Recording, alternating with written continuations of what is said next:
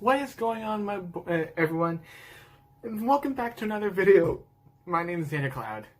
That was such a weird intro. Anyway, welcome back to another theory video. It's been forever. In fact, it's been forever since I've actually uploaded a video. I'm sorry about that, by the way. I've just been trying to, soak in what has been going on the last few weeks. COVID and stuff. Anyway, and also some needs to take a break. So anyway, theory video. Today, I'm going to be discussing the two worlds from Takashi Iizuka's basically two worlds thing. And so, I will try. This theory will encompass Sonic Colors and Foron is a different world than Sonic Free Riders and before. Yes, this is like a theory video, but it's also going to be implemented into my timeline. It's kind of like a mixture of the timeline kind of video kind of thing. So anyway, the reason why I say that Sonic Colors and Foron is a different world than the Genesis games, along with the adventure games, to Free Riders, is this.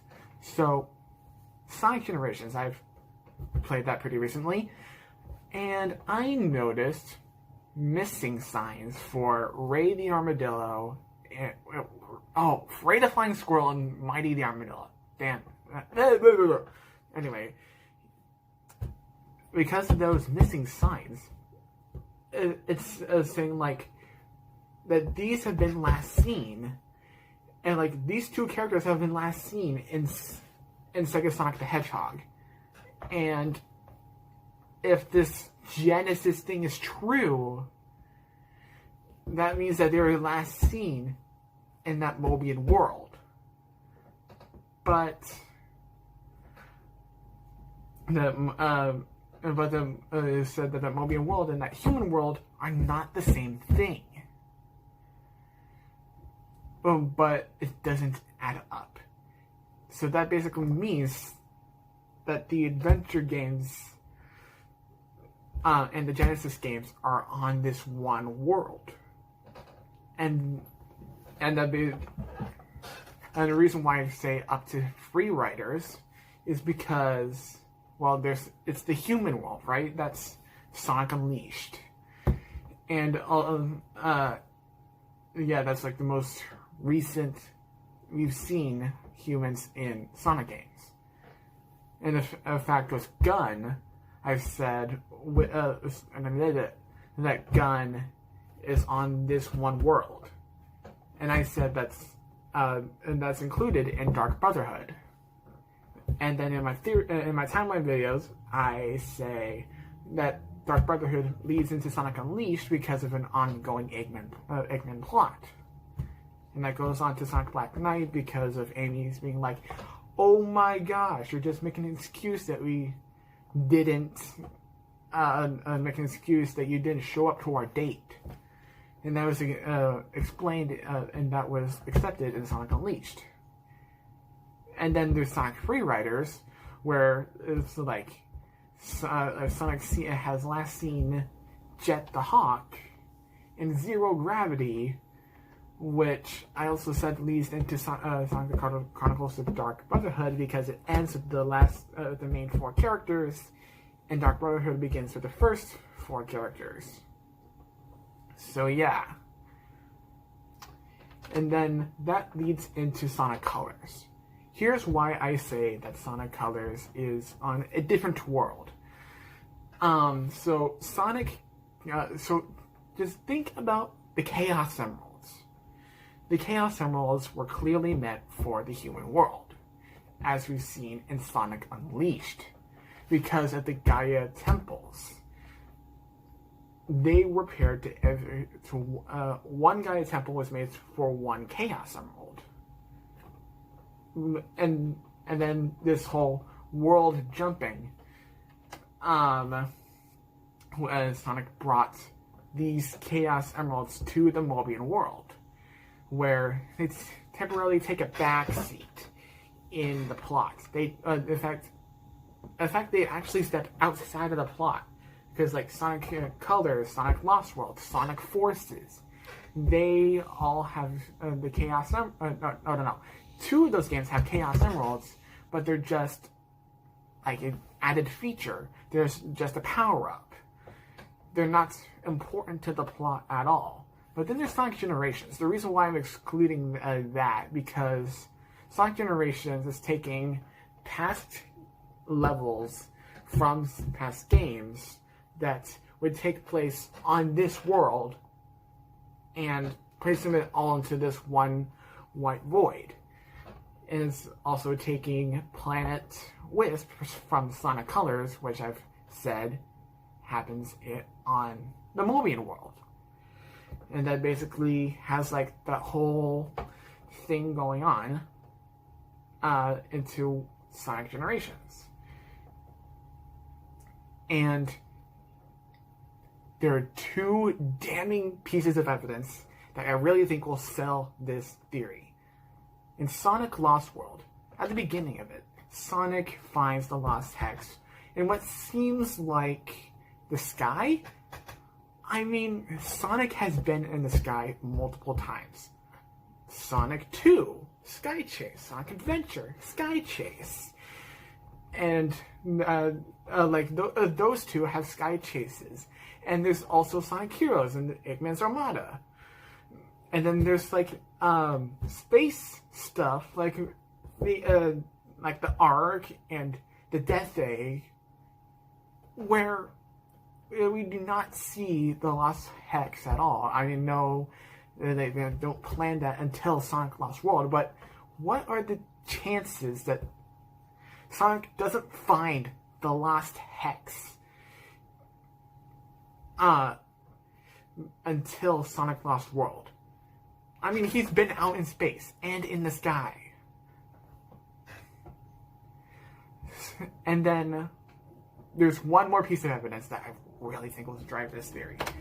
Sonic Forces. One thing that I really find infuriating. Green Hill is landlocked. It's like it's landlocked, not on an island. It's on a huge continent, on this huge world. And that goes against really like what Sonic South Island really is, because South Island we see is on sea is in Sonic Adventure 2 and Sonic 1.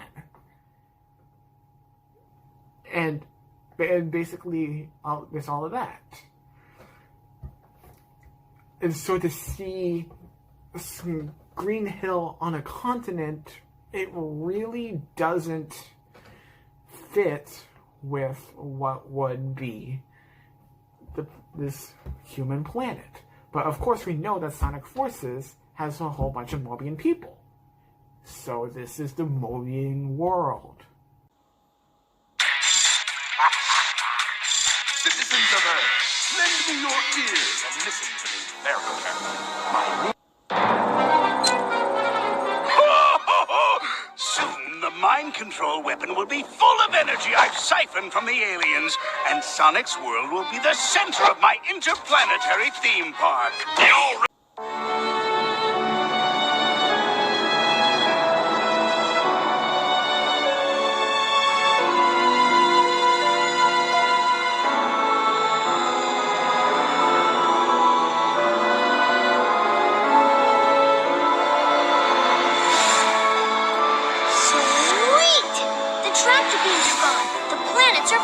Was there ever any doubt? I mean, really? Great job, buddy.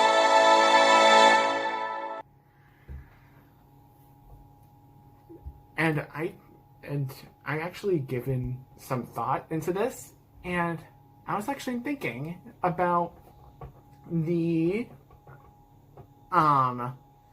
Chaos Emeralds in Adventures of Sonic the Hedgehog, because it's definitely said, like as it said, that it's in Mobius, it's the Mobian world, And instead of 7 Chaos Emeralds, as we see in Sonic Unleashed and almost all the other games, Sonic, The Adventures of Sonic the Hedgehog, only has 4 Chaos Emeralds.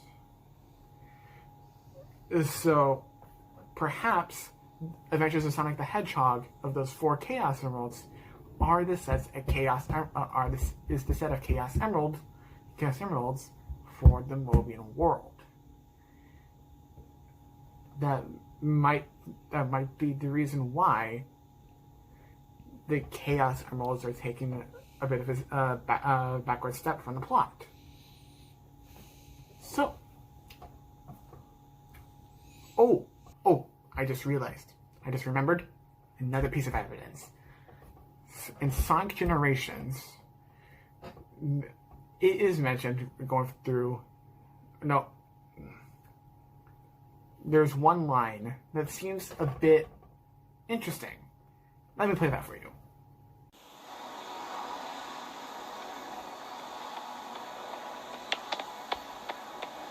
I can't believe there's 2 of me. I think I figured it out. Yeah, me too. Doubles of us. Places and enemies from our past. We're traveling through time and space.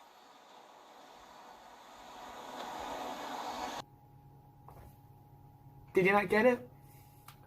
Alright, I'll play it for you again. Just the crucial part. And enemies from our past. We're traveling through time and space.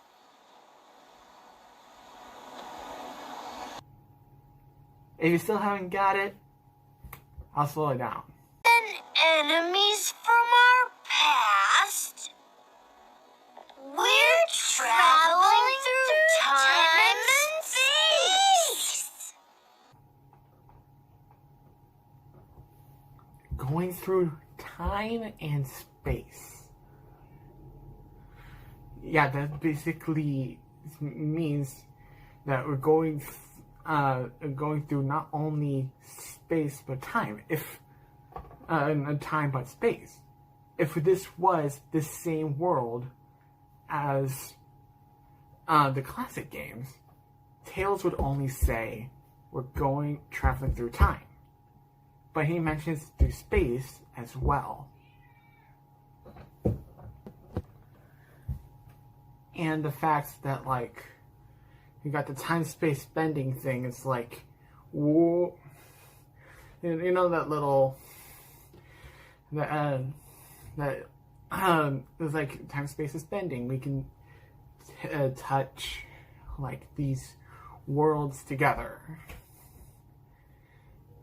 That would basically explain how classic Sonic and modern Sonic can meet each other, for this little game. So what do you guys think of this theory? Do you agree? Do you disagree? What do you...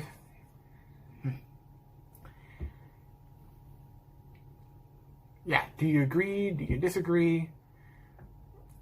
And what are your thoughts on it?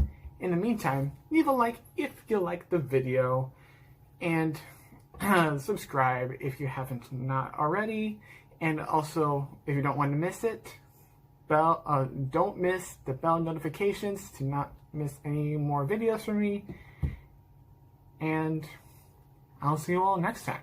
Goodbye.